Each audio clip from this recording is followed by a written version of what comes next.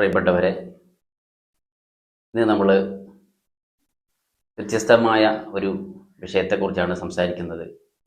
ഇന്ന് വളരെ ട്രെൻഡായിക്കൊണ്ടിരിക്കുന്ന, ഇതിപ്പോൾ അതിൻ്റെ ഏകദേശം അവസാന ഘട്ടത്തിലാണ്, മഞ്ഞൾ പൊടി, അതായത് ടെർമറിക് വാട്ടർ മാജിക്കൽ സ്പ്ലാഷ് എന്ന പേരിൽ അറിയപ്പെടുന്ന ഈ ഒരു ട്രെൻഡ്. ഇതിനെക്കുറിച്ച് ഒരുപാട്, ഈ മഞ്ഞൾപ്പൊടി ട്രെൻഡും കുട്ടികളിലെ പൈശാചിക ബാധയും. ഇത് നമ്മൾ സാധാരണഗതിയിൽ ഇതിപ്പോൾ ആദ്യം ഒരു നേപ്പാളിലുള്ള ഒരാൾ ടിക്ടോക്കിൽ ഇതൊരു വീഡിയോ ചെയ്തു. അത് ഒരുപാട് 200 ബില്യൺ ആളുകൾ കണ്ടു, 200 മില്യൺ ആളുകൾ കണ്ടു. പിന്നീട് അത് ഇൻസ്റ്റാഗ്രാമിലൂടെ ആളുകൾ പോസ്റ്റ് ചെയ്തു. അങ്ങനെ ഒരു കുട്ടി ചെയ്ത വീഡിയോ 60 മില്യൺ ആളുകൾ ആ വീഡിയോ കണ്ടു. അങ്ങനെ അത് വൈറലായി നമ്മുടെ നാട്ടിലേക്ക് എത്തി നമ്മുടെ കേരളത്തിലും, അങ്ങനെ നമ്മുടെ ഓരോ വീടുകളിലും. ഇത് ഞാൻ ഇതിനെക്കുറിച്ച് സംസാരിക്കാൻ കാരണം, ഇത് എൻ്റെ വിഷയമല്ല. ഞാൻ സാധാരണ ഇതുപോലെ ഓരോ ട്രെൻഡുകളെ കുറിച്ച് സംസാരിക്കാറില്ല. പക്ഷേ നമ്മുടെ കുട്ടികളുമായി ബന്ധപ്പെട്ടതുകൊണ്ടും നമ്മുടെ കുട്ടികളെ ഉപയോഗപ്പെടുത്തി ചെയ്തതുകൊണ്ടും ഇതിൻ്റെ പിന്നിലുണ്ടാകുന്ന അപകടങ്ങൾ, ഇനിയിപ്പോൾ കുട്ടികൾക്ക് സംഭവിക്കാൻ പോകുന്ന അപകടങ്ങൾ, പ്രയാസങ്ങൾ എന്തൊക്കെയാണ്, അതിനെക്കുറിച്ചാണ് ഞാൻ പറയുന്നത്. നമുക്കിപ്പോൾ ഇതിൽ ഉണ്ടാകുന്നത്, ഈ കുട്ടികൾക്ക് സാധാരണഗതിയിൽ ഈ ടെർമറിക് വാട്ടർ മാജിക് ചെയ്യാൻ വേണ്ടി നമ്മൾ ഒരു മൊബൈലിലെ ഫ്ലാഷ് ഓൺ ചെയ്യുന്നു, ലൈറ്റ് ഡിം ചെയ്യുന്നു, ഓൺ ഓഫ് ചെയ്ത് അവിടെ പിന്നെ മഞ്ഞൾ പൊടി പതുക്കെ അല്പാൽപമായി ഇടുന്നു. ഒരു ഗ്ലാസ് വെള്ളത്തിൽ ആ ലൈറ്റിൻ്റെ മേലെ വെച്ച് അതിൻ്റെ മുമ്പ് കുട്ടികളെ ഇരുത്തുക. അതിൻ്റെ ആ കുട്ടികൾ കാണിക്കുന്ന ആ കൗതുകം, അവരുടെ മുഖത്തിൻ്റെ ഒരു എക്സ്പ്രഷൻ, ആ ഒരു കൗതുകം, അവരുടെ കാണിക്കുന്ന അത്ഭുതങ്ങൾ, അതാണ് നമ്മൾ ക്യാമറയിൽ ഒപ്പി അത് നമ്മൾ സ്റ്റാറ്റസുകളായി അത് വെക്കുന്നു. അത് കാണുന്ന ഒരു കൗതുകം. പക്ഷേ ഇതിൻ്റെ പിന്നിലുള്ള അപകടങ്ങൾ, കുട്ടികളെ ബാധിച്ചിരിക്കുന്ന പൈശാചികമായ പ്രശ്നങ്ങൾ, അതിനെക്കുറിച്ച് ആരും ചിന്തിച്ചിട്ടില്ല എന്നുള്ളതാണ്. അപ്പോൾ ഇത് നമുക്ക് പൊതുവെ ഇതിനെ ഒരു ആത്മീയമായ ഇതിലേക്ക് പോകേണ്ടതില്ല. അല്ലാതെ തന്നെ പൊതുവെ നമ്മൾ നോക്കിയാൽ ഒരു ഫേക്ക് സയൻസ് ആണ്, ഒരു ഫേക്കായിട്ടുള്ള എക്സ്പെരിമെൻ്റ് ആണ്. നമുക്ക് ഒരുപാട് പൊതുവെ ഈ ട്രെൻഡ് എന്ന് പറയുന്നത്, മാജിക് എന്ന് പറയുന്നത് സയൻസിന് വിരുദ്ധമാണ് പൂർണ്ണമായും. അത് ഫേക്കാണ്. പിന്നെ മഞ്ഞൾ പൊടിയുടെ ദുരുപയോഗം, മഞ്ഞൾ പൊടി കൊണ്ട് ഒരുപാട് പിന്നെ ഔഷധമാണ്, കറിക്ക് ഉപയോഗിക്കുന്നു, മറ്റുള്ള പല വിഷയങ്ങൾ നമ്മൾ ഉപയോഗിക്കുന്നു. പക്ഷേ അതിൻ്റെ ദുരുപയോഗം, മില്യൺ കണക്കിന് ആളുകൾ ഉപയോഗിച്ചപ്പോൾ എത്ര മഞ്ഞൾ പൊടിയാണ് വേസ്റ്റായത്. അത് വേറെ വശമാണ്, അതിനെക്കുറിച്ച് ഞാൻ കൂടുതൽ സംസാരിക്കുന്നില്ല. ഏതായാലും തെറ്റായൊരു സന്ദേശമാണ് നമ്മൾ കുട്ടികൾക്ക് ഇതിലൂടെ നൽകിയിരിക്കുന്നത്. അതുപോലെ തെറ്റായ ഒരു ശാസ്ത്രം, തെറ്റായ ഒരു സന്ദേശം നമ്മളെ കുട്ടികൾക്ക് ഇതിലൂടെ നൽകി. ഇത് പറയുന്നത്, ഈ മഞ്ഞൾപ്പൊടിയുടെ ഈ മഞ്ഞൾ നിലനിർത്തുന്ന ഈ കുർക്കുമിൻ എന്ന് പറയപ്പെടുന്ന ഈ ഒരു വസ്തു വെള്ളത്തിൽ അലിച്ചേരുമ്പോൾ അതിനൊരു ഗോൾഡൻ എഫക്റ്റ് ഉണ്ടാകുന്നു. അപ്പോൾ അത് കാണാനുള്ള ഒരു കൗതുകം, അത് മാത്രമാണ് നമ്മൾ ചിന്തിച്ചിരിക്കുന്നത്. പക്ഷേ ഇതിൽ പങ്കെടുത്ത കുട്ടികൾ, പൊതുവേ ഇതിൽ നമ്മൾ എത്ര കാര്യങ്ങളാണ്, ഒന്ന് മഞ്ഞൾപ്പൊടി, മറ്റൊന്ന് വെള്ളം, മറ്റൊന്ന് പ്രത്യേക ബാക്ക്ഗ്രൗണ്ടായി നമ്മൾ കൊടുക്കുന്ന മ്യൂസിക്, പിന്നെ അതുപോലെ ഇരുട്ട്.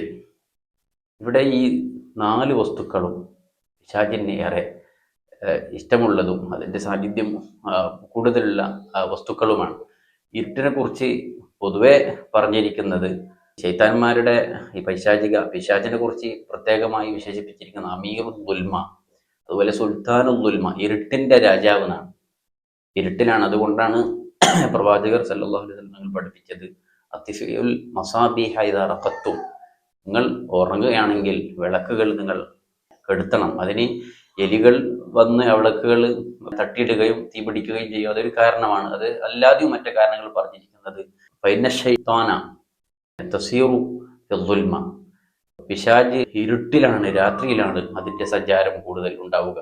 അതുകൊണ്ട് ആ സമയത്ത് പിശാച് നമ്മെ ഉപദ്രവിക്കാനും പല നിലക്കും നമ്മളെ ശല്യപ്പെടുത്താനും സാധ്യത. അപ്പോൾ ഇരുട്ട് എന്ന് പറയുന്നതിൻ്റെ കൂടുതൽ സാന്നിധ്യമുള്ള സ്ഥലമാണ് ശൈത്താൻ. അതുപോലെ മഞ്ഞൾ, പഴയ കാലത്ത് ഈ താന്ത്രികമായ പ്രവർത്തനങ്ങൾക്ക് വേണ്ടി തന്ത്രിമാർ മഞ്ഞൾ ഉപയോഗിച്ച് പ്രത്യേകമായ ക്രിയകൾ ചെയ്യുകയും, ശൈത്താനിന് അത് പോസിറ്റീവായ എനർജി ഉണ്ടാക്കാൻ വേണ്ടിയാണ് അവർ ചെയ്തത്. പക്ഷേ പ്രത്യേകമായ രൂപത്തിലാണ് ഒരുപാട് ക്രിയകളൊക്കെ ചെയ്താണ് അത് ചെയ്യാറുള്ളത്. പക്ഷേ നമ്മൾ പഴയ കാലത്തൊക്കെ ഉമ്മമാരെ കണ്ടിട്ടുണ്ടാകും, കുട്ടികൾക്കൊക്കെ എന്തെങ്കിലും പനി വരികയാണെങ്കിൽ മഞ്ഞൾ പൊടി അതുപോലെ ചുണ്ണാമ്പൊക്കെ ചേർത്ത് നമ്മുടെ നാട്ടിലൊക്കെ കുറി ഉണ്ടാക്കുക, അത് പ്രത്യേക പേരിലാണ് അറിയപ്പെടുന്നത്. അപ്പോൾ ആ പ്രക്രിയ, അത് ശൈത്താനെ നമ്മൾ തുരത്താൻ വേണ്ടി ഉപയോഗിക്കുന്ന വസ്തുക്കളാണ്.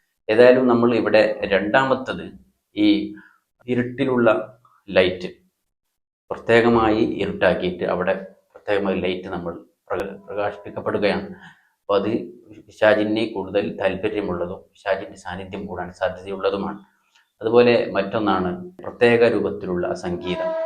ഇരുട്ടത്ത് സംഗീതങ്ങൾ പിന്നെ ആലാപിക്കുകയും പ്രത്യേക രൂപത്തിൽ ഉള്ള ശബ്ദങ്ങൾ ഉണ്ടാക്കുകയും ചെയ്തുകൊണ്ടാണ് പിശാചിനെ ക്ഷണിക്കാറുള്ളത്.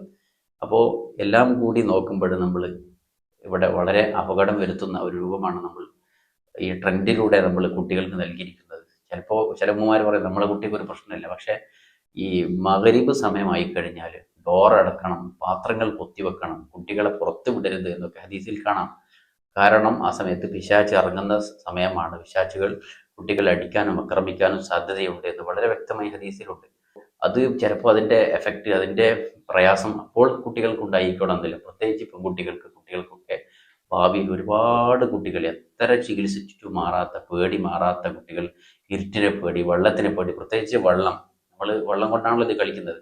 വെള്ളത്തിലും പിശാചിൻ്റെ സാന്നിധ്യം കൂടുതലുണ്ടാകും. അതുകൊണ്ടാണ് വെള്ളത്തിൽ കൂടുതൽ കളിക്കരുത്.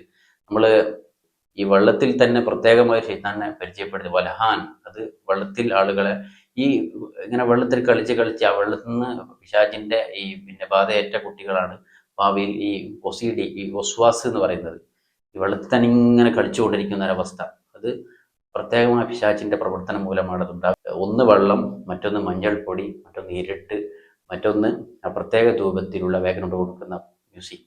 ഇതൊക്കെയും പിശാചിനെ വിളിച്ചു വരുത്തുന്ന രൂപത്തിലുള്ള പ്രവർത്തനങ്ങളാണ്. അപ്പോൾ കുട്ടികൾക്ക് അത് അവരുടെ വിഷമം, മനോരോഗം, നൈറ്റ് ടെറർ, അതുപോലെ നൈറ്റ് ഫിയർ, ഇരുട്ടിനെ പേടി, രാത്രിയെ പേടി, ഇങ്ങനെയുള്ള ഒരു രോഗങ്ങൾക്ക് ഈ കുട്ടികൾക്ക് വരാനും ഭാവിയിൽ വലിയ പ്രയാസങ്ങൾ സൃഷ്ടിക്കാനും സാധ്യതയുണ്ട്. അതുകൊണ്ട് നമ്മൾ ഈ ട്രെൻഡ് ഒരിക്കലും കുട്ടികളെ വെച്ച് നമ്മൾ ചെയ്യാൻ പാടില്ല. ആരെങ്കിലും ചെയ്തു പോയിട്ടുണ്ടെങ്കിൽ അതിന് ഞാൻ ഒരു പരിഹാരം പറഞ്ഞു തരാം. നമ്മൾ ഇതിൽ ട്രെൻഡ് ചെയ്യുന്ന ഈ സമയത്ത് നമ്മൾ ഉപയോഗിച്ച ആ കുട്ടികളെ അതിന് മുമ്പിലിരുത്തി ആ കൗതുകമായി നമ്മൾ കണ്ടിരുന്നെങ്കിലും നമ്മുടെ കുട്ടികൾക്ക് ഇതൊന്നും ബാധിക്കാതിരിക്കാൻ വേണ്ടി നമ്മൾ അഊദു ബില്ലാഹി സമീഉൽ അലീം മിനശ് ശൈത്വാനിർ റജീം മിൻ ശർരിഹി വനഫ്ഖിഹി വനഫസിഹി എന്നുള്ള ഈ ദിക്ർ ചൊല്ലുക. അതുപോലെ ബിസ്മില്ലാഹില്ലദീ ലാ യദുറു മഅ ഇസ്മിഹി ശൈഉൻ ഫിൽ അർളി വലാ ഫിസ് സമാഇ വഹുവ സമീഉൽ അലീം. ഈ രണ്ട് മന്ത്രങ്ങൾ, ദിക്റുകൾ കുട്ടികളെ മന്ത്രിക്കുക. അതുപോലെ ഇതിന് പ്രത്യേകമായിട്ടുള്ളൊരു മന്ത്രം ഞാൻ ഡിസ്ക്രിപ്ഷനിൽ കൊടുക്കുന്നുണ്ട്. അതുപോലെ കുട്ടികൾക്ക് അവരുടെ പിന്നെ ആൾട്ടർനേറ്റീവ് ആയിട്ടുള്ള നല്ല ആക്ടിവിറ്റീസുകൾ, എക്സ്പെരിമെൻറ്റുകൾ അവർക്ക് കൊടുക്കാൻ പറ്റിയ ഒരു 4-5 ആക്ടിവിറ്റീസുകൾ ഞാൻ അതും ഡിസ്ക്രിപ്ഷനിൽ കൊടുക്കുന്നുണ്ട്. അത് നിങ്ങൾക്ക് കുട്ടികൾക്ക് ചെയ്ത് കാണിച്ചു കൊടുക്കാവുന്നതാണ്. ഇതുപോലെ സംഭവിച്ചു പോയ കുട്ടികളുണ്ടെങ്കിൽ ഇത് പെട്ടെന്ന് തന്നെ ചെയ്യാൻ മറന്നു പോകരുത് എന്ന് പ്രത്യേകം ഉണർത്തുകയാണ്.